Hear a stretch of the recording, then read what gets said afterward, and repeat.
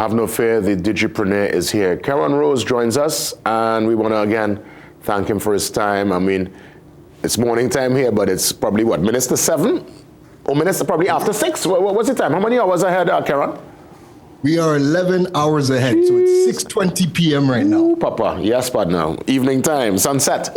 Keron, welcome, my friend. I recognize some of the suggestions here on the program made it into the both major parties, their manifestos. I saw UNC with some ideas that we spoke about here, and the People's National Movement. I wonder where they got some of these ideas from, Keron. Really interesting. When I was watching the manifestos, I say, wait, no, them talking about digital nomad. Prior to you bringing that up, Keron, I've never heard nobody talk about a digital nomad. Or I didn't even know what a digital nomad was, to be quite honest.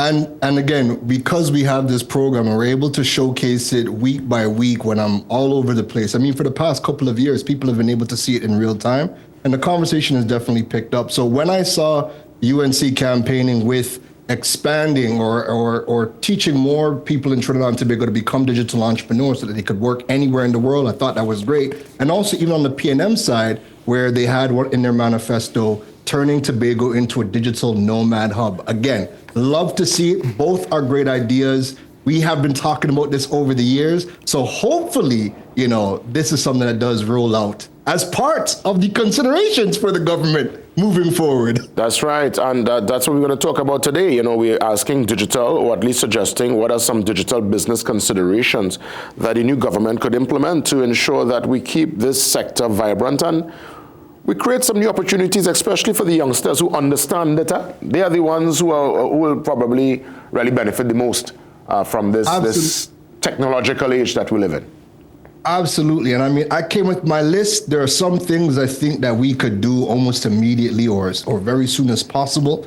And I think the biggest one, right? And because this is actually my biggest challenge with being a digital nomad from Trinidad, where all of the banking infrastructure I use predominantly is from Trinidad and Tobago, right? Because our bank cards don't work outside of TNT, and because our credit cards have a low limit, either 2,000 US or 5,000 US if you're on a business card, we're limited to how much money we can access outside of Trinidad. So one of the things I would love to see the new government come in and do soon as possible, and I think this is a low-hanging fruit and a big win, is right now we know, Jason, that if people generate their own US dollars, and I want people to understand what I'm saying, if people and businesses are generating their own US dollars and they're putting it in a local US account in Trinidad, we do not get access to the money. They're still capping us, even though we are the ones generating our own US dollars. So what that's forced people to do over the years is open up US accounts or US currency accounts outside of TNT and park their money outside because they need to have access to their money. If your business isn't liquid, you can't do what you have to do, right? And bringing your US into TNT right now doesn't make sense because you can't get it back out. I think the new government needs to explore that right away. If people can generate their own USD, allow people to have full access to the money that they themselves are generating, even if it's not access to the actual physical cash, at least allow us to use whatever money we have generated via a Visa, a debit card, or a credit card. That is something that I think would allow us, everybody who has parked their money outside, I think immediately people start to look at bringing their money back home because people do want to continue to grow the local economy, but also you still feel safer with your local banks versus outsiders. Yeah, understood.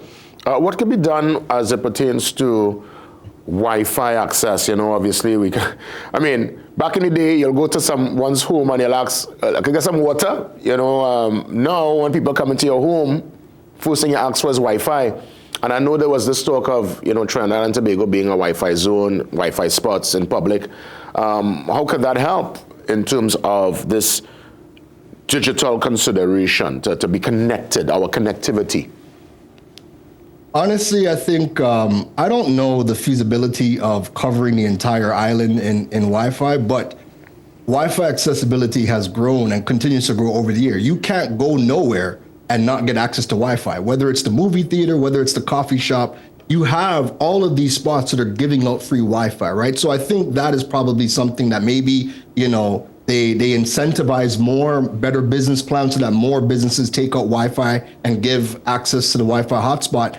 I think that could help. But one thing I will say I think needs to happen, because I'm watching it in real time here in Asia, and this isn't happening in TNT, is there needs to be a national vision for technology in all of the sectors, right? So whether it's crime, agriculture, whatever the sector is, health, we need to have a national vision to see how can technology streamline each of these ministries and give the nation a vision for what we are striving towards, give us milestones, give us benchmarks. But then in doing that, you have to follow up with a national drive for the upskilling of persons over the age of 40, right? There's a lot of people over the age of 40 who are in roles or in skill sets or careers that are redundant and do not need to be here anymore. However, we can't leave them behind. So when you have that new vision for each sector of the economy, right? Start thinking about what are the new career paths, what are the new skill sets that we are going to need to empower the digital transformation in each of these sectors, and let the nation know what those skill sets are. That way we can now come up with a learning plan so that people who are in Form 6 going into university, people who are over the ages of 40 who need to do a career change, they now know what to strive for, they now know what's relevant, and they know they can get work that's relevant to the economy moving forward. You think there should be some kind of work from home strategy and mandate, probably via law, that the public service should adopt? I mean, yesterday the Prime Minister worked from home due to conditions beyond her control. Her office was not fit for purpose, from what we're seeing. But do you think a work from home policy from the very top to those who have now started their career within the corporate space, should that be part of a national conversation at this point in time? I mean, just look at the traffic conversation alone, right? Trinidad's not going to grow. We're not going to get just more roads. So you have to start looking at bettering, just reducing people that are on the road. And I think one of the best ways to do that is that work from home policy. If you can develop a work from home policy, again, there's a lot of people that do not need to be working in an office, right? They can work from home. So I think when you're looking at the conversation around how do we start reducing traffic, I think high on that list has to be the work from home policy to start reducing that traffic. And again, it's just going to help boost the economy, because what was the report that we got about 2 years ago that on average TNT citizens spend about a month in traffic tallied up overtime? Yeah, it's true. Yeah, and that's time you can't get back, right? That's time you can't get back, but that's also lost money, because you're not helping anybody. You're not helping yourself, because that's mental stress being on the road, and you're not working, so you're not earning anybody money, right? So definitely high on that list, especially when we're looking at how do we start reducing traffic. I think a big part of reducing traffic is going to be that work from home policy being developed. What are some other digital considerations? If you had an audience with the Prime Minister or any one of the ministers this morning, what advice you'll tell them? Oh, we need to solve regional trade. We absolutely have to solve regional trade, right? So again, benefits of being in Asia is just seeing how the Asians are operating. So just like how we have CARICOM, there is an organization called ASEAN, the Association of Southeastern Asian Countries, right? And it's exactly like CARICOM, but they are strategic partners in everything that they do. And one of the biggest things that they did that I thought was amazing, because it's how we're actually able to download one application in Thailand and move around through all of Asia and use just one payment tool. And they've developed something, and I'm reading from it because I don't want to misquote it. It's called the Regional Payment Connectivity Initiative, and it's an agreement amongst all of the member countries to link their domestic payment systems, real-time bank transfers and QR codes, etc., to enable seamless, fast, low-cost, local currency-based transactions across borders, most importantly, bypassing U.S. currency and trading in U.S. amongst themselves. That is one of the biggest things that they have been able to do that has really grown the Asian economies over the past couple of years, is because now how they trade with each other, they're bypassing the US dollar. So that's something that we can definitely try to push and chair, but that's something I would love to see strive, us trying to solve. How do we start to even just trade amongst each other? Because if we have to send money, what people don't realize is if I were to do a wire transfer from Trinidad to Barbados, that money has to that money has to go to the US first, pass to the US bank there, and then come back into the Caribbean. So we always lose money when trying to conduct regional business because all of the money has to go to the US first before it comes back into the economy. So that's something that we definitely need to start taking a look at if we want to find success moving forward. You know, where are we? I know probably there's no empirical, so I don't know. I mean, obviously you'll need scientific research and data, but based on just your knowledge and your understanding of Trinidad and Tobago, where are we on the index when we talk about literacy, computer literacy, being able to understand the technology and stay up with the times? Are we anywhere close to what we see there on a global level? Are we leading in that regard in the Caribbean? Just your understanding as to where we are right now, Keron Rose. So I'll tell you this, right? I don't have the data or numbers in front of me, but I'll tell you this. Whenever we leave Trinidad, we assimilate to any country and any system that that country has. So I know it's not about we not being able to use the technology or learn the technology, because as soon as we leave Trinidad, why is it that we can use all the tech that's in Europe, all the tech that's in the US or Canada without any problems, right? So we assimilate very good. The biggest problem, and this is something that the government is going to have to start, it's going to have to start with them. The reason why, truth be told, we don't use the technology in TNT is just that we just don't trust the systems. We don't trust the institutions. We don't trust that if something goes wrong, the institution is going to help us in a very helpful, productive way that doesn't force us to shout them out or loud them up on social media, right? Somebody's not trying to embarrass us, or we have to wait 5-6 hours on a phone call or in person to try to get some type of assistance. We are fearful that if something does go wrong, we don't trust that the companies or the institutions are going to have our back and solve the problem. We have that trust as soon as we step outside to Europe, the UK, or the US. So and it can start with the government, but that has to get fixed. And I think at that point, we can start to trust the local solutions, because we have a lot of local solutions that are underutilized. And when you ask people, why don't they utilize it? It's not so much that, they don't know how, it's that they don't trust it. Interesting. I think we have to also lead the way when it comes to, national security and what's required, especially when we travel. I'm thinking the filling out of the paper. I'm seeing Barbados, they're up to the time, Jamaica up to the time.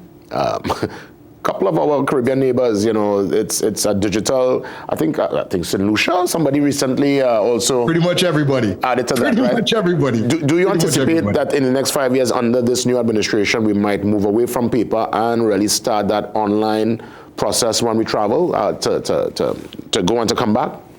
Well, they did announce that they're digitizing the arrival card, and that should be rolling out this week. But Jason, one thing I want to mention, I think you should definitely follow up on that. In 2020, I don't know if you recall, we rolled out the immigration kiosks in the airport, right? The kiosks were live for about a week. I did the launch, I can't trust me, I know well. There you go. I am to the launch. Okay, there you go, right?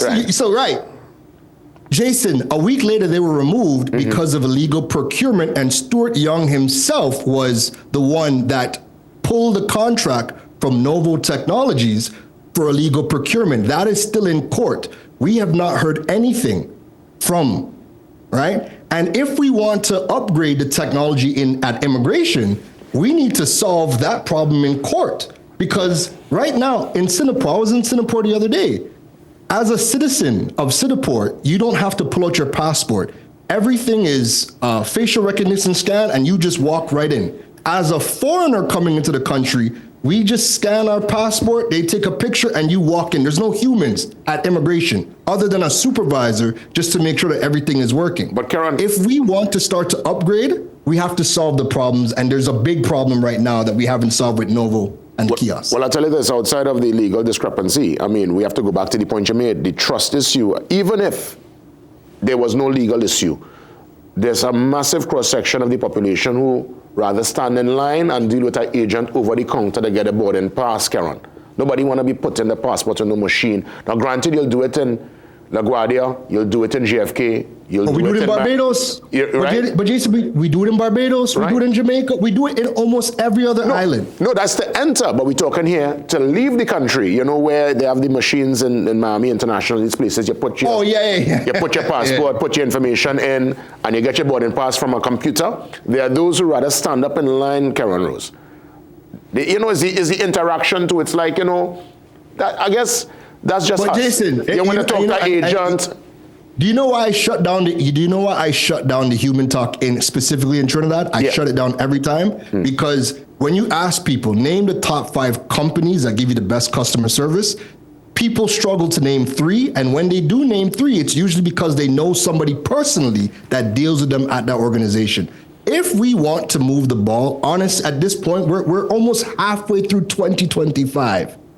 We can't continue to coddle the nation. We are going to forcefully have to move us forward, but we have to move forward in a way that makes sense. And again, the biggest problem that is not being addressed, that needs to be addressed, is we need to start getting trust in the institutions. Because without the trust in the institutions, Jason, it doesn't matter how good the tech is. It doesn't matter how good we come on here every week and talk about the benefits and why we're doing this and what's happening over here. At the end of the day, Trinis will leave. They will leave Trinidad and they will come Thailand. They'll come visit me in Thailand, right? And everything you're doing is online. From the arrival cards, everything you're doing is online, and they have no problem doing it. But again, you trust that it works over here. So that has to be solved. And again, I don't see it happening. But that is going to be one of the biggest challenges moving forward. And we have a good guy in public admin and AI. Shout outs to the Honorable Dominic Smith. Shout outs to him. So, you know, I'm hoping that Dominic can start to push that national drive and start to get people comfortable with the technology. And again, just start trying to build that trust with the public and technology. I think that's going to be one of the biggest challenges that he needs to tackle early if he wants people to start using anything that he decides to roll out moving forward. I mean, the mere fact that, you know, the ministry is actually called, well, he's the Minister of Public Administration and Artificial Intelligence. I think that in itself is a good start, that they've actually put that in the fold. Again, Keron, we're looking to wrap things up. You know, it's been a great conversation as always. And God spare, we'll touch base again next week. Next week. Thanks again, Jason, and a pleasure talking to TNT. And, you know, hopefully moving forward, we get some really good, I hope we get a lot of things that all of us can be excited about moving forward. I think we will. Keron, all the best, man. Keron Rose, take care. Digipreneur, touching base with us up next. As always, we put that focus and emphasis on wellness, on hope, on recovery. Our conversations on cancer continues. Dr. Sandra Boxall joins me. Ovarian cancer, the topic of discussion this morning. Dr. Boxall, she's next.